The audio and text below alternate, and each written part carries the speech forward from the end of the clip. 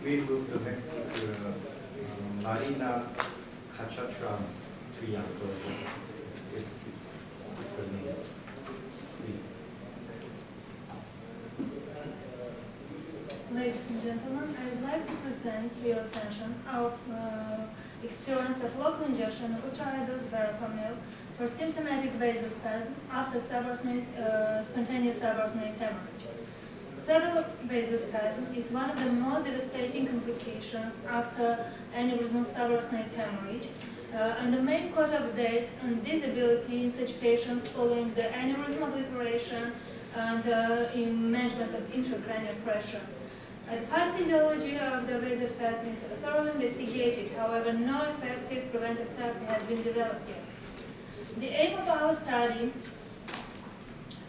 is to evaluate the efficacy and safety of local intraarterial infusion of Ultrahigh-dose Verapamil for management of medically refractory symptomatic vasospasm after aneurysmal subarachnoid hemorrhage.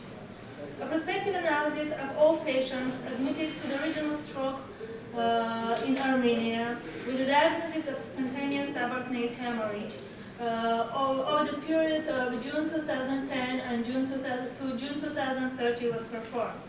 All patients underwent thorough examination of neurological condition and classified according to content-based scale. CT of the brain was performed in all patients and assessed using Fisher's scale. Immediate cerebral angiography was performed to visualize the cerebral vasculature in all patients and to choose the option of aneurysm obliteration, quelling or clipping. The choice was given to the safest method for the given aneurysm. All aneurysms neutralized within 12 hours after admission.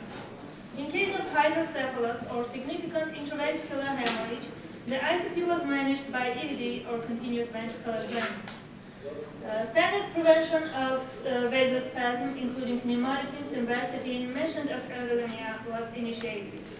TCD monitoring was used every other day until 21st day after the hemorrhage or until the day of discharge. In case of TCD findings of cerebral vasospasm, Triple H therapy was immediately initiated. The vasospasm considered symptomatic when, despite an adequate management of ICP, the patient developed new focal neurological deficits, except oculomotor nerve palsy, hallucinations, lethargy, and coma.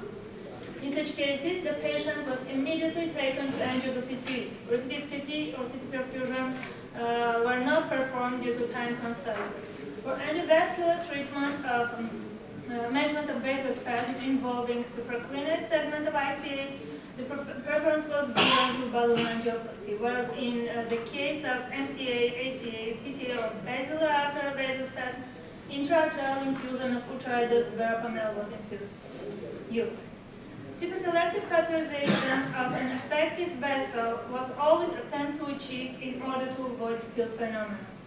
80 to 160 milligrams of Verapamil was infused through indwelling microcatheter or 30 to 100 minutes under general anesthesia, and several angiograms were obtained during the infusion for visualization of vasal dynamics.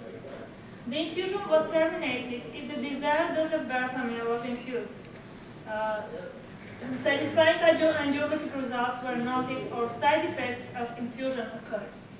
Final angiographic results were assessed 30 minutes after termination of infusion. After the procedure, immediate extubation of the patient was attempted to ineligible patients for early clinical and neurological assessment.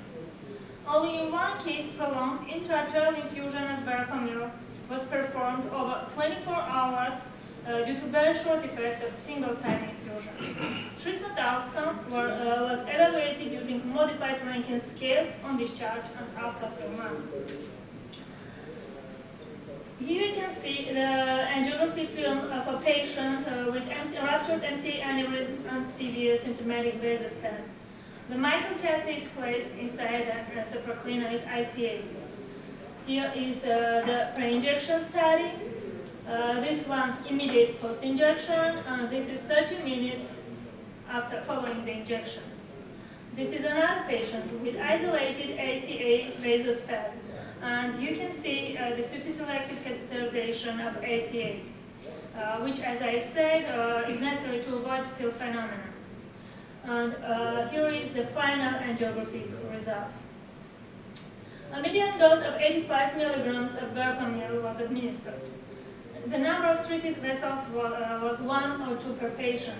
In 3 patients, transluminal balloon angioplasty was required as an adjuvant therapy. 2 more procedure-related complications were observed in form of transient singular extrasystolas, which resolved within 8 hours after termination of infusion without any consequences. In 1 patient who was admitted in our hospital after development of severe cerebral vasospasm, the infusion was performed immediately before securing the aneurysm in order to facilitate the placement of microcatheter. However, in this case, the infusion resulted in rebleeding of the aneurysm and subsequent fatal outcome. In discharge, 6 patients had MR score 2 or less, 2 patients 3, 2 patients 4, 1 patient 5, and 2 patients had expired. At 3 months follow-up, 9 patients out of 12 survived patients had MR score 2 or less. Overall mortality in our study was 40.3% and favorable outcome 64.3%. Compared with the data available in the literature, where overall mortality rate is 25.6% and favorable outcome is 54.1%, we achieved significant improvement of overall outcome. One of the main disadvantages of chemical spasmodics is short effect and necessity of frequent re-injections in median of 2.3 injections procedures per patient. By using ultrahigh-dose verapamil, only 1 patient required repeated infusion. As a conclusion, we can summarize that intraarterial infusion of 100 mg of verapamil over 1 hour in adult patients is a safe and effective treatment for medically refractory symptomatic vasospasm, which allows to decrease mortality and improve outcome. Superselective infusion of verapamil is critical in order to avoid still phenomena through unaffected branches and potential worsening of cerebral perfusion. The presented treatment option is feasible only in case of secured aneurysm, since its utilization increases the risk of rebleeding. But for statistical significant results, we need multi-center randomized controlled trials. Thank you for your kind attention. Thank you, Marina, for that presentation. We have plenty of time, so this paper is open for discussion. Yes, please. So, how many treatments per patient on average? How many injections you How need? many Only 1 patient required re-injection. Only 1 patient? Yes. The remaining 1 had effect over the whole period of vasospasm? Yes, we have effect for other patients. In other patients, only after 1 injection of ultrahigh-dose, over 100 milligrams. How about recurrent vasospasm? Right. How He's frequent? asking about recurrent vasospasm. Because verapamil, all these dilators arterially are Okay. great, but they are short-lived as opposed to anaplasty. That's the main problem. So how many times do you have to bring back patients down with the recurrence of vasospasm symptoms? Only during these 3 years of our experience, we had 40 patients with symptomatic cerebral vasospasm who needed this treatment.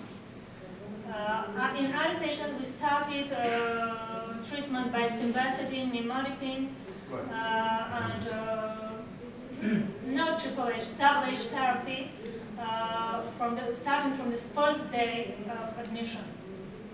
He's asking because if you treat the patient with intraarterial